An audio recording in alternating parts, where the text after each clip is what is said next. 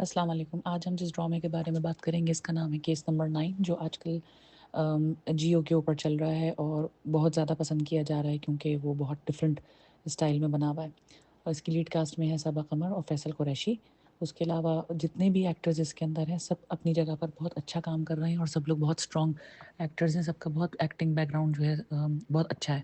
تو اتنے سارے نام لینا بیکار ہے کیونکہ جو لوگ ڈرامہ دیکھ رہے ہیں ان کو آلریڈی پتہ ہے. خیر تمہید باندھے بغیر بہت لمبی میں یہ بات کہنا چاہوں گی کہ ڈرامہ اسٹارٹ بہت اچھا ہوا تھا، لیکن اب اس میں کچھ چیزیں جو ہے نا وہ تھوڑا سا بے وقوفی کے سینس میں لی جا رہی ہیں. مطلب یہ کہ جن چیزوں کے آپ ٹوسٹ اینڈ ٹرنس دکھا رہے ہیں تو ان کو اتنا آبویس نہ کریں. جیسے مثال کے طور پہ علی رحمان کا کیریکٹر جب آفس کے اندر بیٹھا ہوا ہے اور ایک بے وقوفی کی بات انہوں نے کر رکھی ہے کہ اپنے موبائل کے وال پیپر کے اوپر اپنی ایکس وائف کی تصویر انہوں نے لگا رکھی ہے، جو کہ ایک مورلی بھی غلط چیز ہے. دیکھیں پہلی بات تو میں یہ کہوں گی کہ پاکستانی معاشرہ کیونکہ ایک مسلمان معاشرہ ہے تو اس میں ان باتوں کا خیال رکھنا پڑے گا. رکھنا چاہیں یا نہ رکھنا چاہیں، کچھ لوگ کہیں گے جی کیا فرق پڑتا ہے، تو فرق تو کسی بھی چیز سے نہیں پڑتا، آپ سب کچھ ہی کرنا چھوڑ دیں. لیکن بات یہ ہے کہ جس طریقے سے اس میں دکھا رہے ہیں کہ ایک شخص سے آپ طلاق آلریڈی لے چکی ہیں، پھر وہ آپ کے گھر میں بھی خوشی خوشی آ رہا ہے جا رہا ہے، آپ کے سامنے بیٹھی ہیں، باتیں بھی کر رہی ہیں، کھانا پینا بھی چل رہا ہے. وہ ہوگا اچھا آدمی، اس میں کوئی وہ دو راہیں نہیں ہے، وہ اچھا آدمی ہوگا، مدد کر رہا ہے. لیکن لڑکی کے ساتھ ساتھ اس کے گھر والے بھی خوشی خوشی اس شخص سے مل رہے ہیں، تو اگر وہ اتنا ہی اچھا تھا تو اس کی غلطی معاف کر دی جاتی، اس کو زندگی میں دوسرا چانس دے دیا جاتا. کیونکہ اگر اس نے کسی دوسری عورت کے ساتھ تعلق رکھا اور اس حد تک تعلق رکھا کہ وہ حد سے ہی گزر گیا تو اس نے بھی گناہ ہی کیا. گناہ جو ہوتا ہے اس قسم کا ایڈلٹری جسے کہتے ہیں، یہ گناہ اگر کیا جا رہا ہے تو وہ آپ اپنی مرضی سے کریں یا آپ جو ہیں وہ زبردستی کسی کے ساتھ کریں، وہ چیز گناہ ہی ہے. تو جتنا گناہ گار کامران ہے اس سے تھوڑا کم ہی صحیح، لیکن بہرحال گناہ گار یہ شخص بھی ہے. تو اس کو یہ کلین چٹ دے دینی کیونکہ اس کی بھی گناہ کی بات جو ہے وہ کنسنچول تھی. تو اس لیے اس کو آپ کسی کٹہرے میں کھڑا نہیں کر رہے. تو ایک تو یہ کہ اس چیز سے جسٹیفائی نہ کریں، ان کے درمیان کوئی اور چیز دکھائی جاتی.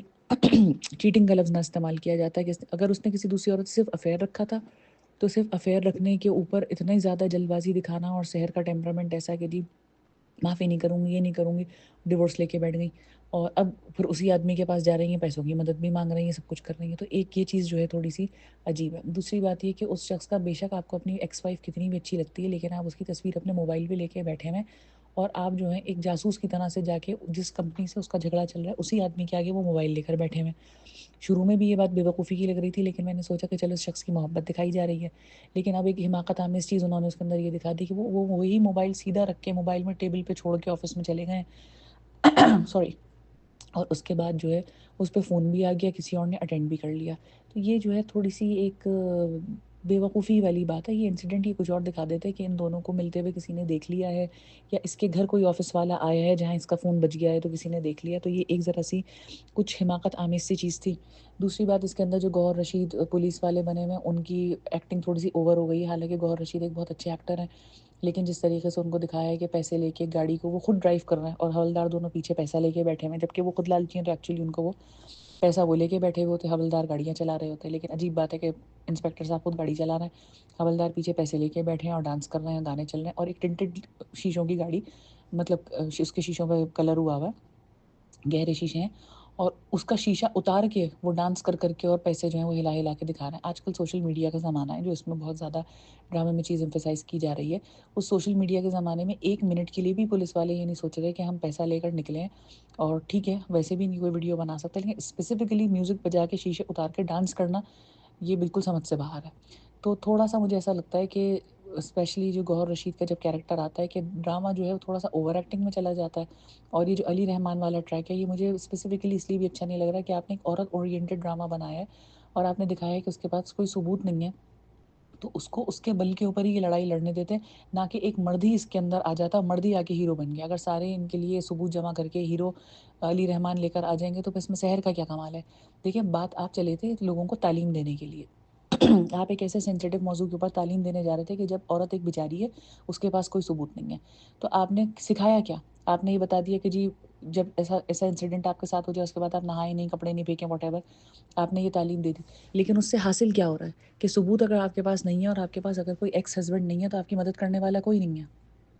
تو یہ چیزیں میری سمجھ سے باہر ہیں جہاں تک ڈرامے کا تعلق ہے. ایک اچھا ڈرامہ ہے لیکن اگر اس کو ایک حقیقت میں آپ تعلیم دینے چلے تھے تو آپ اس کو حقیقی انداز میں ہی ریزولو کریں. یہاں پر آپ اس کو ڈراماٹائز کر کے ان نیچرل اور غیر حقیقی چیزوں کے اوپر موڑ کے اور زبردستی اس کا نتیجہ نکالنے کی کوشش نہ کریں. اس سے تعلیم کچھ نہیں ہوگی. آپ نے تو یہ بتا دیا کہ اگر کسی کے ساتھ ایک انسیڈنٹ ہوا ہے تو اس انسیڈنٹ کے بعد یہ چیزیں چیک ہوں گی, یہ چیزیں کام آپ کو کر لینی چاہیے. لیکن اگر آپ کے پاس کوئی ثبوت نہیں ہے تو اس کا مطلب, اور آپ کے پاس کوئی ایکسیسمنٹ نہیں جو آپ کی جگہ جا کے ثبوت اکٹھے کر لے, تو آپ کو عدالت سے انصاف نہیں ملے گا. Thank you.